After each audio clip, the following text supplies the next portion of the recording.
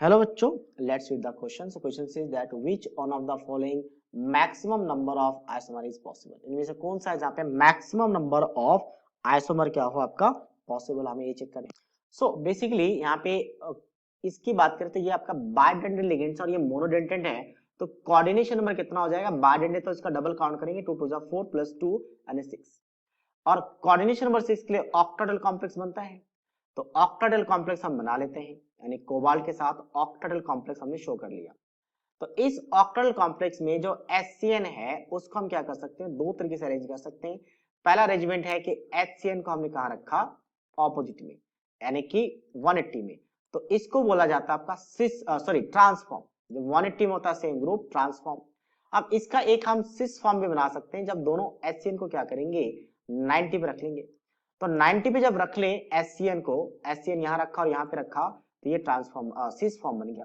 तो यहाँ पे EN आ जाएगा और यहाँ पे भी क्या होगा आपका एक EN. इथाइलिन डायमीन 90 पे कनेक्ट होता है, ये याद रखें. और जो सेकेंड वाला कंपाउंड बना इसका एक मिरर इमेज भी बन जाएगा, क्योंकि सेकेंड वाले कंपाउंड में कोई प्लेन ऑफ सिमेट्री नहीं है, तो ये ऑप्टिकली एक्टिव होगा, इसलिए इसका एक मिरर इमेज बनाएगा.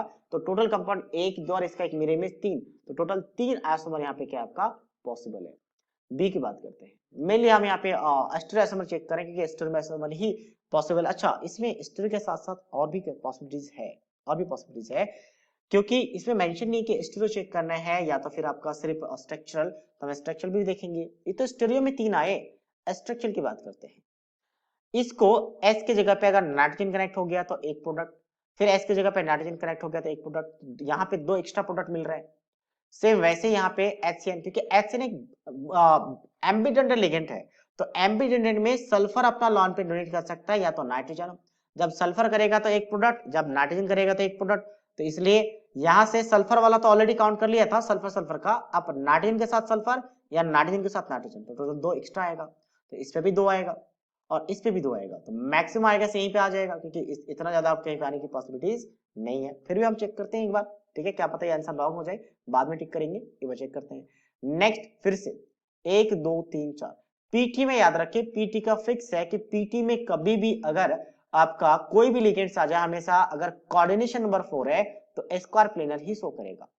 और चारों लिगेंड डिफरेंट है, चारों लिगेंड डिफरेंट है, मतलब NH3 के सामने क्लोरीन को रख लो और यहाँ पे NO2 है और यहाँ पे PY है, तो 2 कॉम्बिनेशन है. यहाँ पे ABCD मान लेते हैं कि ABCD और इसको 2 कॉम्बिनेशन, मतलब 180 वाला कॉम्बिनेशन लेंगे कि A के सामने B और C के सामने D को रखा, फिर A के सामने C को और B के सामने D को, फिर A के सामने D और B के सामने क्या रहेगा, C रहेगा. ये 3 कॉम्बिनेशन, मतलब टोटल 3 ज्योमेट्रिकल आइसोमर पॉसिबल है, सिर्फ ज्योमेट्रिकल.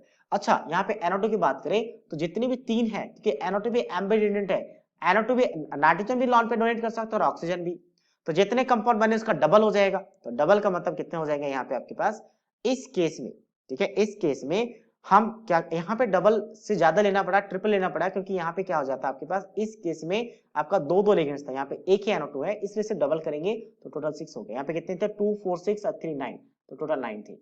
सी की बात करते हैं. सी में क्या है, सी में बेसिकली ऑक्सो है. ऑक्सो मतलब बाइडेंटल लिगेंड्स होता है और बस वही है, उसके अलावा कुछ नहीं है. तो उसमें क्या होगा, सिर्फ और सिर्फ ऑप्टिकल आइसोमर पॉसिबल होगा, ठीक है. ओवेक्स को हमेशा, जैसे मैंने कहा कि बाइडेंटल लिगेंड्स हमेशा 90 पे होता है, तो हम 90 पे कनेक्ट करेंगे और 90 पे कनेक्ट करने के बाद ये दिखता है कि ऑक्सो ओवेक्स ऑक्सो, ठीक है, ऑक्सिलेट होता है, तो उसमें कभी भी प्लेन ऑफ सिमेट्री नहीं आते. कुछ ऐसे ऐसे कनेक्ट करने के बाद आपको प्लेन ऑफ सिमेट्री नहीं दिखेंगे, तो ऑप्टिकल आइसोमर बन जाएगा और 2 बनेंगे. 2 ही पॉसिबल है बस इसमें. लास्ट की बात करते हैं.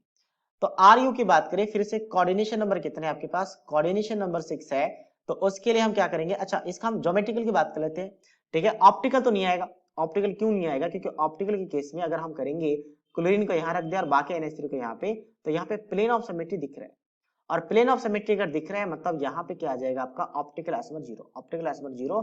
ज्योमेट्रिकल की बात करें तो इसको लिखेंगे A4 और B2. तो ए का ऑपोजिट में ए, जैसे क्लोरीन क्लोरीन का ऑपोजिट में है, तो पहला कॉम्बिनेशन ए का ऑपोजिट में ए, बी का ऑपोजिट में बी और बी का ऑपोजिट में बी. दूसरा कॉम्बिनेशन ए का ऑपोजिट में बी और ए का ऑपोजिट में बी और फिर ए का ऑपोजिट में ए. 2 ही कॉम्बिनेशन पॉसिबल है, इसके अलावा कोई दूसरा कॉम्बिनेशन पॉसिबल नहीं है. तो ज्योमेट्रिकल आइसोमर 2 बनेंगे, मतलब टोटल 2 बनेंगे. तो मैक्सिमम हमें ऑप्शन ए सी मिल रहा है, so that means option A is the right answer of this question. So I hope you understood it well. All the best.